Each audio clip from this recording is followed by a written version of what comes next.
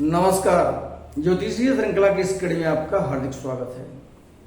अभी हमारा अध्ययन का विषय चल रहा है कुंडली में बनने वाले प्रवज्या योग अर्थात संन्यास योग। पिछले वीडियोज में हमने संन्यास योग से संबंधित बातों का अध्ययन किया, किस प्रकार से संन्यास योग का निर्माण कुंडली में होता है।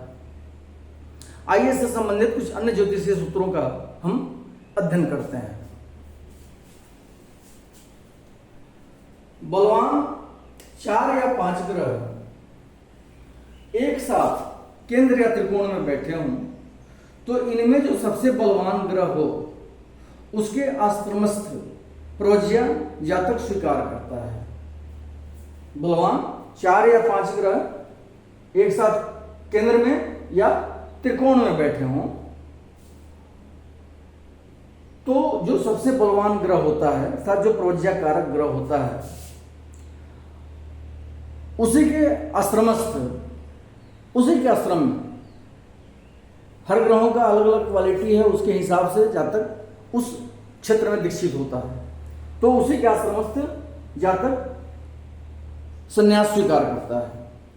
जैसे यदि सूर्य बलवान हो तो वानप्रस्थी होता है जातक, शनि से नग्न साधु, मंगल के रहने से शाक्य अर्थात बद्ध भिक्षु के रूप में दीक्षा ग्रहण करता है, शुक्र से चरक होता है, बहुदेश में भ्रमण करने वाला, बृहस्पति से भिक्षु, चंद्रमा और बुध से जीवक अर्थात भीख मांगकर केवल उदर पूर्ति करने वाला होता है या कर्तव्य दिखला करके, सपेरा हो सकता है, सांप का कर्तव्य दिखला करके वैसा जातक उदर पूर्ति करने वाला होता है।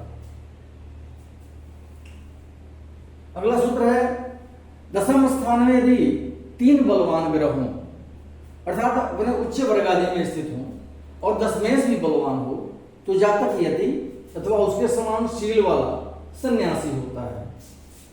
दशम भाव में 3 बलवान ग्रह स्थित हों अर्थात अपने उच्च वर्ग आदि में हो, कोई ग्रह अपने उच्च राशि में हो, कोई अपने उच्च नवांश में हो, कोई अपने उच्च के दृष्टान या अन्य अति में हो, जो अच्छी स्थिति में हो, तीनों बलवान ग्रह दशम भाव में स्थित हों और दशमेश भी बलवान हो, दशम भाव का स्वामी भी बलवान हो तो ऐसा जातक यति होता है अथवा उसी के समान यति के समान शील वाला सन्यासी होता है। यति हम बोलते हैं बहुत अच्छे आचार विचार वाले सन्यासी को हम यति बोलते हैं।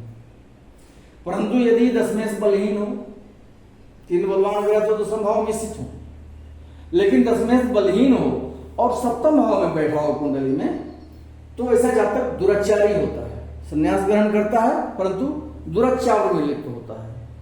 और यदि प्रवज्या कारक ग्रह बन रहा हो, योग बन रहा हो, दशम भाव में बलवान ग्रह स्थित हो और द्वितीय और सप्तम भाव के स्वामी प्रवज्या कारक ग्रहों के बीच में बैठे हुए हों तो वैसा जातक काम बुद्धि वाला होता है, कामासक्त होता है।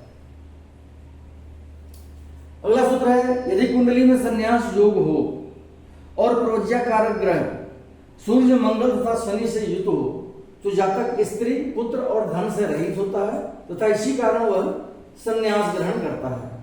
कुंडली में संन्यास योग बन रहा हो और जो प्रवज्या कारक ग्रह है, जो संन्यास योग बना रहा है ग्रह, वह सूर्य मंगल तथा शनि से युक्त हो, ये तीनों ग्रह उसके साथ बैठे हुए हों तो ऐसा जातक स्त्री पुत्र और धन से रहित होता है, उसके पास स्त्री पुत्र और धन नहीं होते हैं और इसी कारण से ऐसा जातक संन्यास ग्रहण करता है। यदि कुंडली में प्रवज्या कारक योग हो तथा प्रवज्या कारक ग्रह अपने परमोच्च पर बैठा हो और शुभ नवांश में बैठा हुआ सूर्य उसको देखता हो तो मनुष्य अपनी प्रारंभिक अवस्था में अर्थात बचपन या यौवन में ही यति हो जाता है। कुंडली में संन्यास का योग बन रहा हो और जो संन्यास का योग देने वाला ग्रह है वह अपने परमोच्च पर बैठा हो। हर ग्रह की एक परमोच्च स्थिति होती है, जैसे सूर्य मेष में 10 अंश पर परमोच्च का होता है, चंद्रमा वृष में 3 अंश पर परमोच्च का होता है।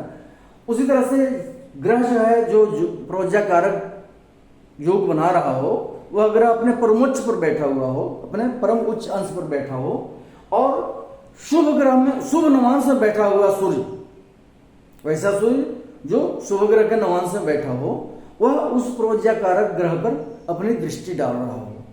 तो वैसा जातक अपने प्रारंभिक काल में ही अर्थात बचपन में या यौवन काल में ही संन्यास ग्रहण कर लेता है, यति हो जाता है, अच्छा अर्थात अच्छे शील वाला सन्यासी होता है। अगले सूत्र में ग्रहों की 3 स्थितियां बताई जा रही हैं। यदि कुंडली में संन्यास योग बन रहा हो, पहली स्थिति जन्म लगने से अत्यंत निर्बल हो तथा उस पर शुक्र और चंद्रमा की दृष्टि पड़ रही है। लग्न का स्वामी कुंडली में निर्बल स्थिति में हो और उस पर शुक्र और चंद्रमा दोनों की दृष्टि पड़ रही हो। या दूसरी स्थिति क्या है, कोई ग्रह अपनी उच्च राशि अथवा उच्च नवांश में होकर चंद्रमा को देख रहा हो। कोई ग्रह अपनी उच्च राशि में होकर या अपने उच्च नवांश में होकर के चंद्रमा पर अपना दृष्टिपात कर रहा हो। या तीसरी स्थिति, बहुत से ग्रह एक साथ होकर के और लग्नेश को देख रहे हो। लग्न का स्वामी जहां भी बैठा हो उस पर बहुत सारे ग्रह एक साथ होकर के अपनी सप्तम दृष्टि डाल रहे हैं। इन 3 स्थितियों में से कोई भी स्थिति यदि कुंडली में बन रही हो ग्रहों की, तो वैसा जातक भिक्षुक सन्यासी होता है तथा दीक्षित होता है, दीक्षा प्राप्त होता है। अब कहा जा रहा है कुंडली में जिस भाव के कारण संन्यास योग बन रहा हो, कुंडली में जो संन्यास योग बन रहा है किस भाव में बन रहा है, उस भाव के कारक ग्रह के अनुसार, उस भाव के स्वामी के अनुसार नहीं, भाव में जो राशि बैठी है उसका स्वामी नहीं, उस भाव का जो कारक ग्रह है। जैसे लग्न का कारक ग्रह सूर्य होता है, द्वितीय का बृहस्पति होता है। इस प्रकार से कारक ग्रह के दशा या अंतरदशा में जातक संन्यास ग्रहण करता है। क्या है, कुंडली में संन्यास योग बन रहा है और जिस भाव के कारण संन्यास योग बन रहा है, कुंडली में प्रवज्या योग बन रहा है, उस भाव का जो कारक ग्रह होता है उसकी दशा या अंतरदशा में जातक संन्यास ग्रहण करता है। अगले वीडियो में हम संन्यास योग से संबंधित कुछ और सूत्रों को लेकर उपस्थित होंगे। नमस्कार।